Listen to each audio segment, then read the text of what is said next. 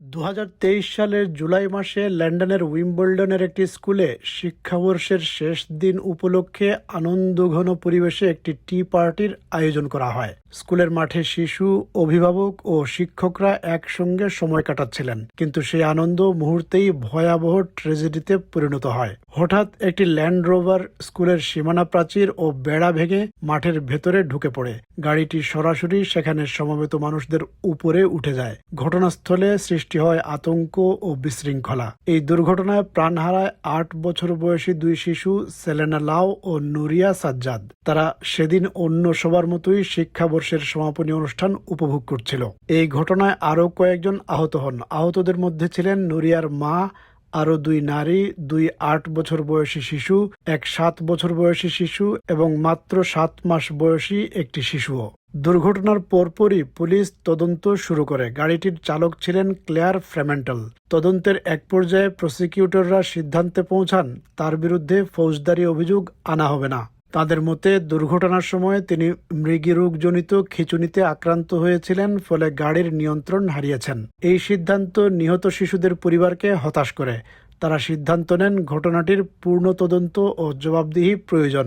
সময় গড়াতে থাকে, কিন্তু আদালতে কোনো মামলা শুরু হয়নি।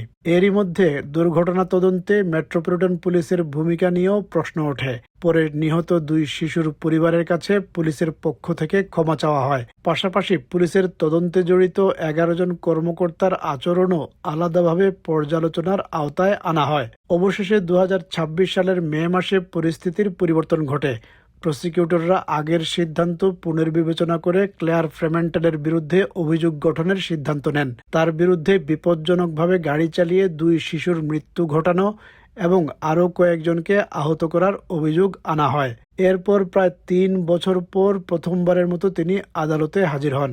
মঙ্গলবার নিহত 2 শিশুর পরিবারও আদালতে আসেন।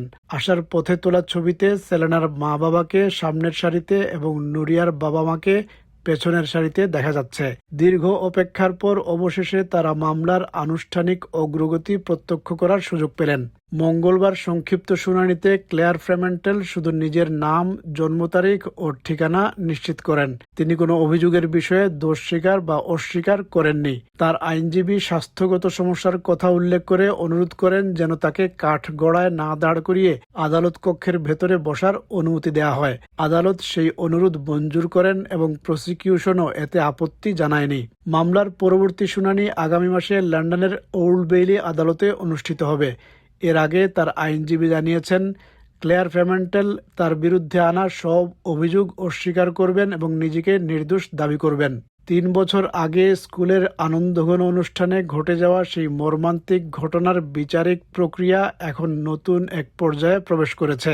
নিহত শিশুদের পরিবার এখনও ন্যায় বিচারের প্রত্যাশায় আদালতের দিকে তাকিয়ে আছে।